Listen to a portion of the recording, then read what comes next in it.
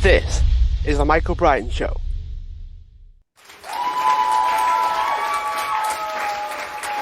Hi everyone, welcome back to the show. And today I'm joined with Kathy Derr, who is the co-founder of A Kid Again, which essentially provides life-changing experiences and adventures for children and their families that have life-threatening illnesses. So, Kathy, thanks for joining me. Well, thanks for having me. It's exciting to be here. Before we dive into the Mhm. conversation, I thought I'd ask you to share, how did you get started in this? What was the starting point for you? For me, we have five children, and our oldest son, Christopher, had an inoperable brain tumor. And during the time that he was fighting the disease, we were surrounded by so much love and support from my huge family and our friends. And he's the oldest of five. So the other children always had something to look forward to. And realizing that most families don't have the kind of love and support that we had, and they all should have that. So in 1995, Christopher passed away, unfortunately, but in 1995, we started A Kid Again.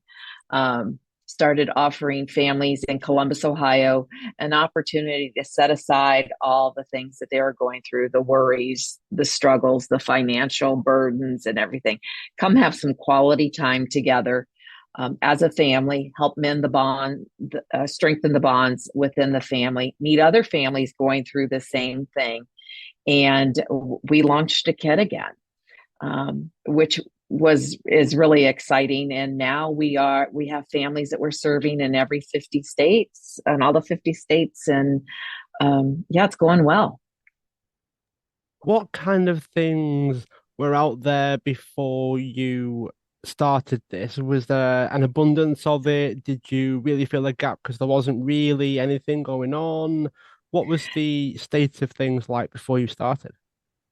So there were and still to this point no organizations like A Kid Again. Some organizations might do little things or whatever, but there's nothing like A Kid Again. Um, of course, there's wish granting groups. Every child that qualifies for a wish, the family should get that wish. It is an incredible experience. But the problem with it is once it's over, it's over. And families need something continual to look forward to. And again, there was nothing at the time, and there still is nothing really that serves families to the level that we do.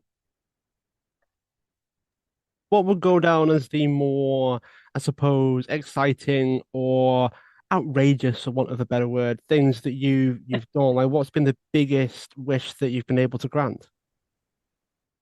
So, um, our events we call adventures. The ultimate goal is to have in an existing chapter to have a goal, have an adventure once a month. So the families always have something to look forward to. We serve families from birth to age 20. So that can be kind of challenging sometimes because all teenagers, no matter if they have a life threatening condition or are perfectly healthy, don't want to spend time with their little kid brother or sister that's only 5 years old a lot of times. So it can get challenging, but we do a wide variety of things so that all those ages are included.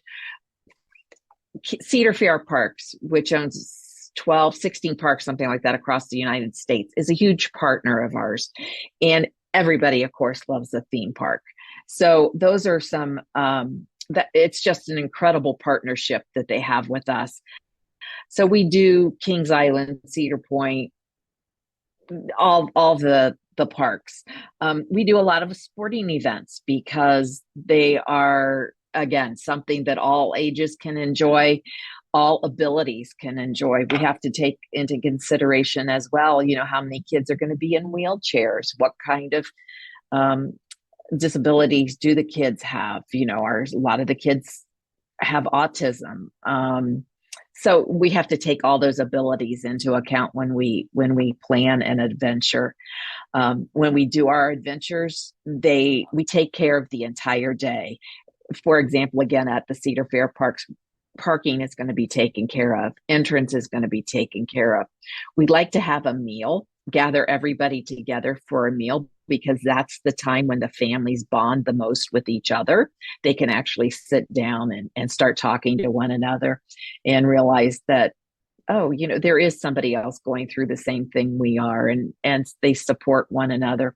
And then we also like to give them some kind of a memento to take home so the kids can remember it, and, days after the adventure, and just continue to have the fun. What kinds of things do you get asked to do? Do you get any requests? Do you get anything that I guess would surprise you? You know, I can tell you what one of my biggest surprises was. And we do a holiday party every year. And this was probably almost 15 years ago now, but we had a family that went on a mission trip. They have 8 kids, and they went on a mission trip overseas. And while they were there, they had a pet cow. So when they came home, they wanted a cow. And that's what they asked for Christmas. And we were able to get them a cow. And not only a cow, but the farmer who gave it to us, it was a pregnant cow. So they would end up with 2 cows. Oh, wow. And it was, yeah, obviously did not put a bow around its neck or anything like that. But that was No. always that always comes to mind when asked that question. But the majority of our families truly appreciate everything we do. We do survey the families after adventures and at the end of the year, and our rating from the families are like 95%. They just really, really appreciate everything that they get. It's a very heartwarming feeling to meet the families and to be able to spend some time with them and to be able to help them in this way. It must be fulfilling for yourself to be able to do it regularly. And I say that because lots of people do things on one-offs, like you say. They fund the adventures, experiences, and then that's kind of it, really. They tend to go back to what their life was really like. Where you seem to be able to increase the standard of living almost for these people mentally. They've got something to look forward to. It could be different every month. And if I'm right, you take care of the whole thing. Like it's no cost to these families. Correct. There is absolutely no cost to the families. And we can do as much as we do because of the kindness of volunteers. We would not exist if it weren't for volunteers in all of our chapters and here at our national office. We just highly depend upon them, and they are just such wonderful, caring people that we are able to do so much for our families. The majority of our families, as you can imagine, with all the medical bills and everything coming in, the majority of our families live below the poverty line. So not only do they not have the time or the energy to plan an event, some type of a family outing, they don't have the money to do it. And so we are able to take that burden off of their plate. We include siblings in everything that we do because we recognize the sacrifices that they're making when a child in the family is diagnosed with a life-threatening condition. Yeah. If you go to an adventure, you wouldn't be able to tell the siblings from the diagnosed child a lot of times because they are all treated the same.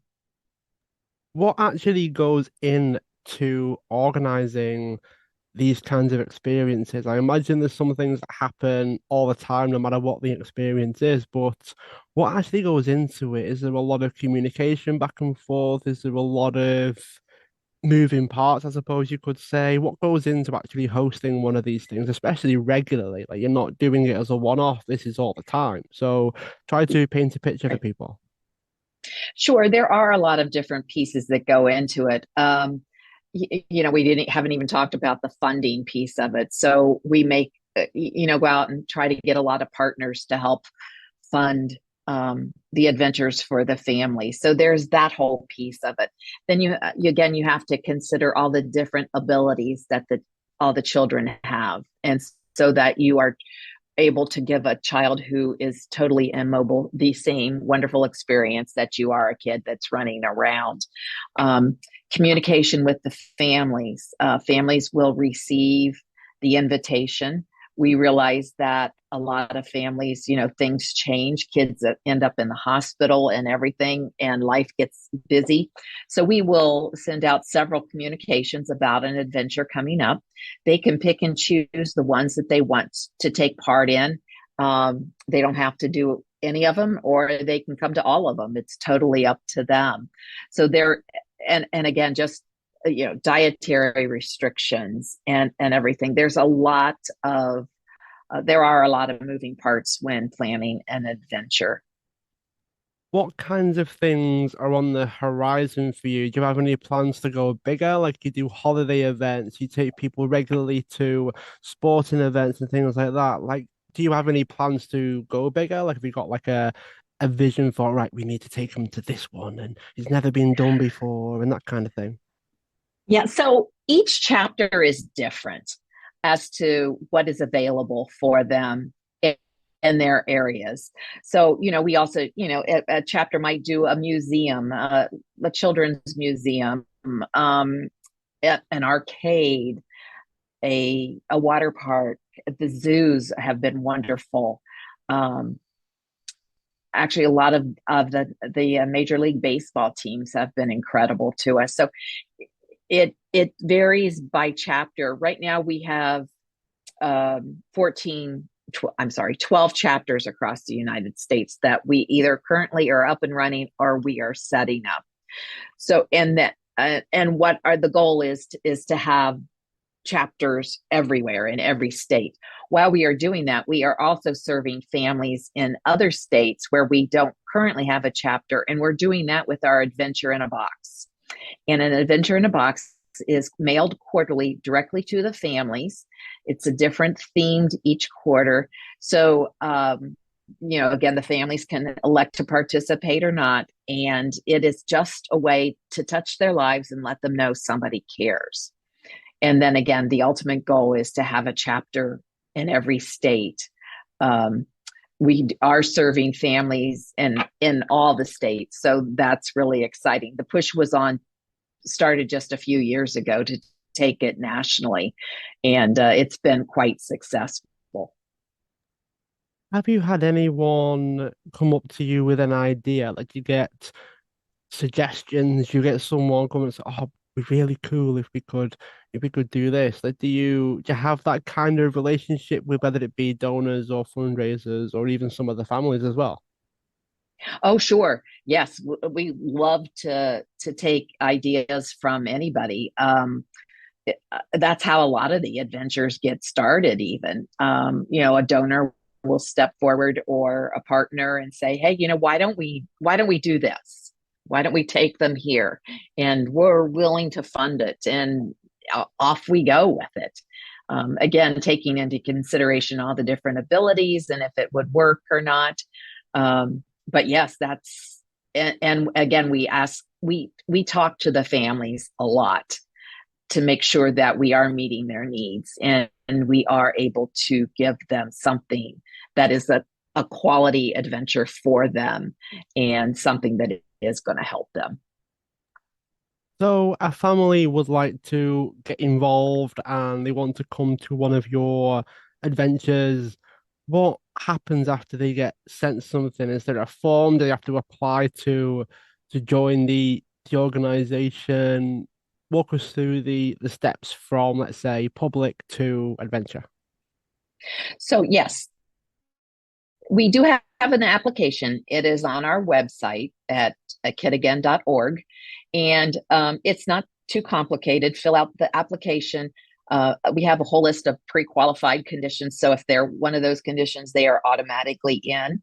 We also have a medical committee. So if there's any questions about if it qualifies or not, we put it before them. And then again, if we have additional questions, we will reach out to the family. Once they enroll, the family is in until that child turns 20 years of age. So even especially like the cancer kids, if they're out of treatment, they stay in the program. They until that child turns 20. And then they will start immediately receiving invitations to the next adventure in their area. What kind of things would you do to be able to fundraise something like that? Because if it's regular, it's not necessarily research based at the moment, anyway, from our conversation so far. How do you fundraise something like that? Do you have different avenues? Is it like, £2 a month sponsor a family kind of thing? What kind of fundraising do you guys do? So, yes, all of it. We apply for grants. We do fundraising events. It, on the national level as well as each chapter, and then we just go out and ask for partners and ask for donations, whatever we can get. Some give actual dollars as well as in kind gifts. It only costs $35 at the average to send a child on adventures for a year.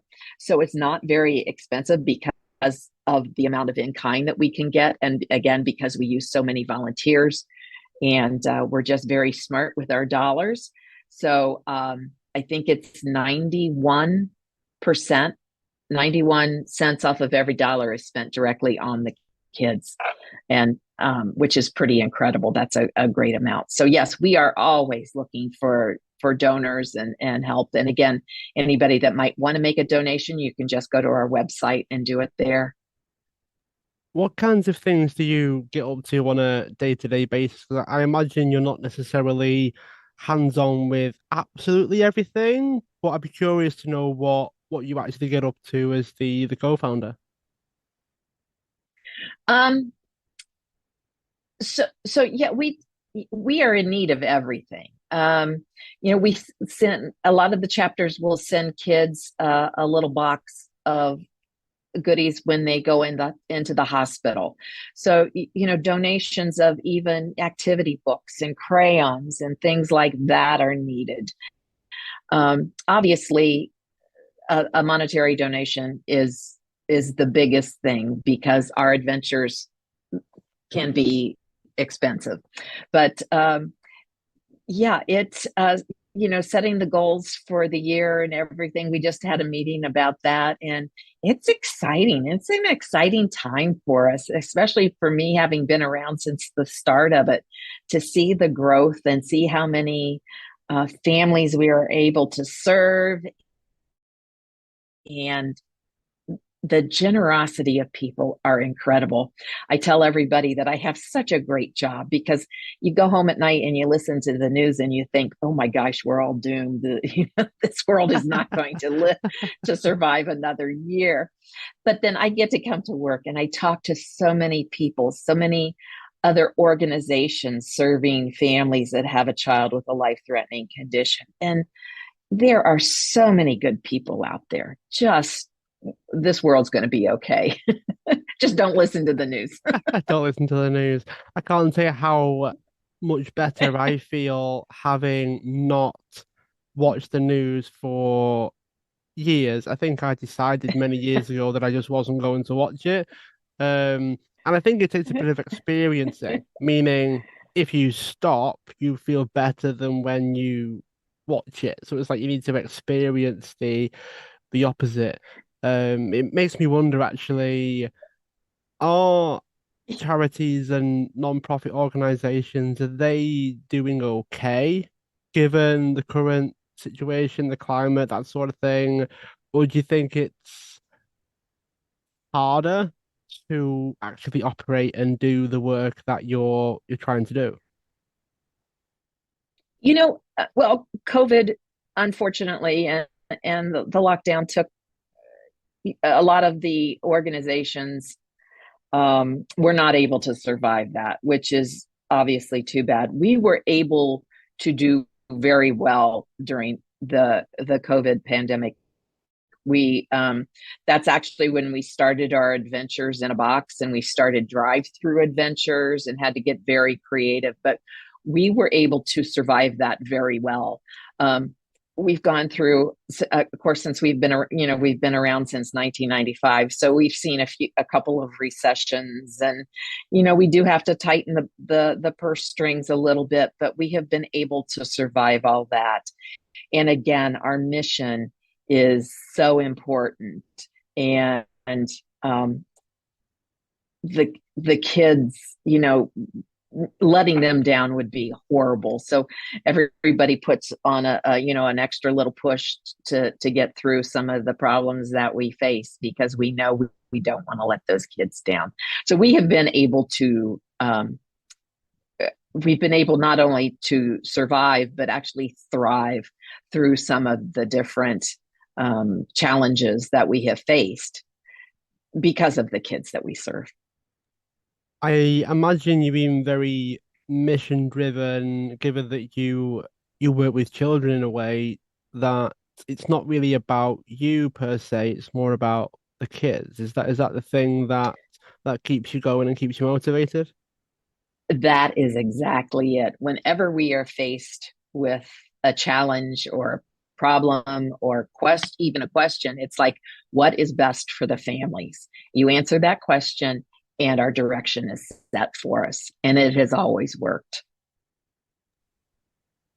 When you are doing the adventures and when you're putting everything together, is there anything that, let's say, you thought wasn't necessarily important to factor in to the adventures that you realized was important? So you might have to give a bit of context in terms of, what the children's conditions were. You didn't realize there was this aspect that you needed to focus on to be able to make it the best experience for them. Have you got a story where maybe it didn't quite go the way that you thought it would? Absolutely. Unfortunately, yes. Um, one of the things is just even a simple Easter egg hunt. You go and you hide the eggs in the grass and behind bushes and stuff. And we had some college kids do one for one of our local chapters. And, I heard from a couple moms afterwards, well, you need to put a few up high because the kids in the wheelchair can't bend over to pick them up in the grass. So we are Uh, constantly learning, and we are constantly hopefully moving things forward to be more inclusive. um, you know ch- changing area in a private area for adults that you always see changing tables in the restrooms and stuff for babies, but we have teenage kids that we are serving who need that available to them. So just thinking of something like that, a changing area, private changing area for them. Kids with sensory issues, to provide a quiet place for them to go, for example, at especially like the theme parks and where there's a lot of sensory overload, to be able to provide a room for the parents to take them so they can just calm down and be able then to participate again. All these things we have learned over the years as we have grown, and just I'm so excited for the future. how many of these experiences are you actually creating? Give us a bit of a picture of the scale of it, because some people might not know. Maybe you do one or two a week for the month, and they're regular. So you do like 8 to 10 every single month for the kids that need them. So the ultimate goal is for each chapter to have 12 in-person adventures a year. That's a full-fledged adventure where everything is taken care of. In addition to that, we will get tickets to a play or additional tickets to a football game, or different things like that. So those are offered to the families. Uh, we have those are going on in Indiana, Michigan, the Carolinas, Ohio, Pennsylvania, the DMV area, Upper Midwest, Texas, Kentucky, um, and this year we're moving into California. So I should have. I'm not prepared for that question, but the amount of adventures across the board for all the chapters, as well as our adventures in a box, is quite large. Our budget for this past year, I think, was $6 million. So it's you, it's busy. Our staff has grown a lot, thankfully, Yeah. over Yeah. the last couple of years. But yeah, again, we've just touched the surface. There are so many kids, so many families out there that we could be serving, and just can't wait till we can do that. How often would you say you try to push the envelope with the kinds of experiences that you create? Do you ever sit down and think, right, we need to expand this. Let's try and do something that will take more from us than maybe we're used to. Maybe it's something that's just outside of your comfort zone as an organization. How often would you say that you push that? So we have a few standard adventures that we know the families are going to love, and we do that. We do continue to do those every year. Other than that, we are open to other ideas. Um, there are as many ideas as there are people out there. So, um, and we realize that one family who likes to go to ball games doesn't necessarily like to go to the zoo type of thing. So we are open to listening to everything. Again, we take into consideration the abilities of the families, the abilities of the kids, and the proximity to where they live and everything like that. So yeah, we are open to all sorts of ideas. How long have you been in the organization, just so people and myself really have a bit of context? Because I've got a question that I would like to ask, but it will depend on how long you've been organizing. So I helped start the organization back in 1995. For the first 2 years, I ran it out of my house, um, kicked the kids out of their toy room, made it into the first office, taught them very young age how to answer a phone and stuff goodie bags and everything. So I helped start the organization back in 95. How do you teach a child to pick up the phone and pretend to be mature or like an adult? Because I imagine, all right, come on, Timmy, come on, you use your grown-up voice. Come on, you got someone that's phoning. It was kind of a challenge sometimes, but the majority of the time it was a family calling in and they had kids anyway, so it worked. I imagine you've got quite the list to draw on. Let's say they're 25 and they're all grown up, and you think, oh, remember when you used to have to answer the phone as a grown up when you were five? So I used to always take some of them with me too when I would do Christmas shopping or holiday shopping for the families, and it was like, oh, I know my one son wants that, so I'll get that too, and they'll I'd be able to get their Christmas gifts while they were with me because they had no idea.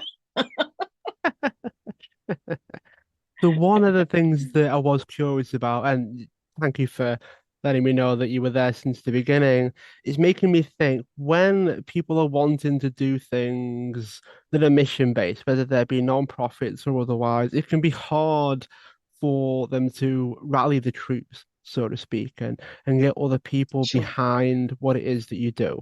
A lot of the time, this can mean all the difference between a non-profit doing well, being able to do the work that they're trying to do, versus if we want to be so focused on paying our own bills and operation costs that we can't really dedicate any of it currently to, that it can be frustrating. But you start something and you realize there's so much that goes into it that Right. eventually that can keep people down and stop them from actually doing what it is that they want to do. So how did you grow things in the initial stages? How did you get people to support you? And a lot of it could be donation based at the moment when you're starting out. How do you get over that? How do you initial, like, we need to get people to support us, to help us on this mission, but we don't know how. Right. I think two things that go into that. Again, putting the families first and what they need and how we can serve them best was the answer to any of the problems that we had. The other big thing is to surround yourself with people that are smarter than you. And a lot of times, and I did the same thing, of course, you need to rely heavily when you're starting on your friends and your family to help be the volunteers and everything.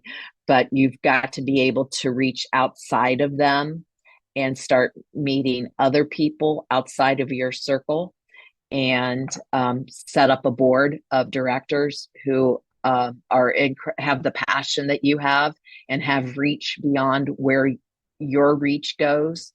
And I think we were able to do all of that, and it turned out to be successful.